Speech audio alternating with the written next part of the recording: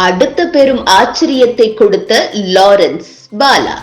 அரசாங்கமே மிரண்டது.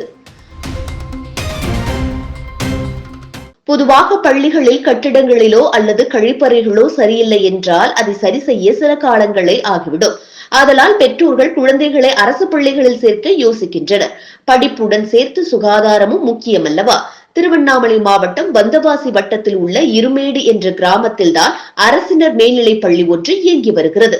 இந்த பள்ளியில் பயிலும் மாணவ மாணவிகளுக்கு கழிவறை வசதி சரியாக இல்லை என்று KPY பாலாவுக்கு தகவல் கிடைத்தது. இதன் அடிப்படையில் அவர் ராகவா லாரன்ஸிடம் தெரிவித்திருக்கிறார். அவர்தான் உதவுவதில் கர்ணராயிற்றே. என்ன ஏது என்று கூட கேட்காமல் உடனடியாக உதவிகளை செய்ய ஆரம்பித்து விட்டார்.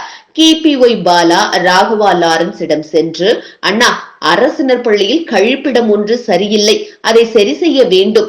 என்னிடம் 5 லட்சம் ரூபாய் இருக்கு. நீங்கள் இதனுடன் சேர்த்து உதவி செய்தால் மிக நன்றாக இருக்கும் என்று கூறியுள்ளார். அவர் உடனே சற்றும் யோசிக்காமல் நேரடியாக பள்ளிக்கு சென்று உதவியிருக்கிறார். அப்போது அவர் கூறியது, பாலா சொல்வதில் உண்மை இருக்கிறது.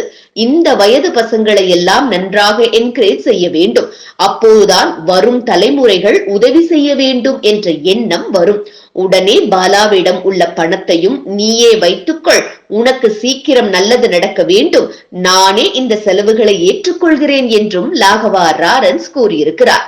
மேலும் பாலா ராகவா லாரன்ஸிடம் சீட்டில் கழிவறை அமைத்து தந்தால் நன்றாக இருக்கும் என்று கேட்டுள்ளார்.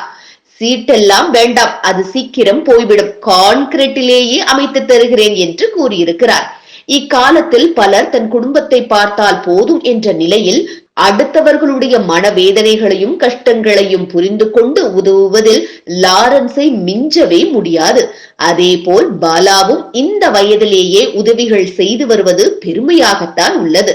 அரசு செய்கிறதோ செய்யலையோ, நம்மால் முடிந்த உதவிகளை செய்து கொடுத்தாலே இல்லாதோர் என்ற நிலைமையை நாட்டில் வராது. இவரை போய் பார்த்தால் நிச்சயம் உதவி கிடைக்கும் என்று கூறும் அளவிற்கு வளர்ந்திருக்கிறார் KPY பாலா. பணம் இன்று வரும், நாளை போகும். நாம் செய்த தானம் தர்மங்களை கடைசி வரை பேசும் என்பதற்கு உதாரணம் ராகவா லாரன்ஸும் பாலாவும்.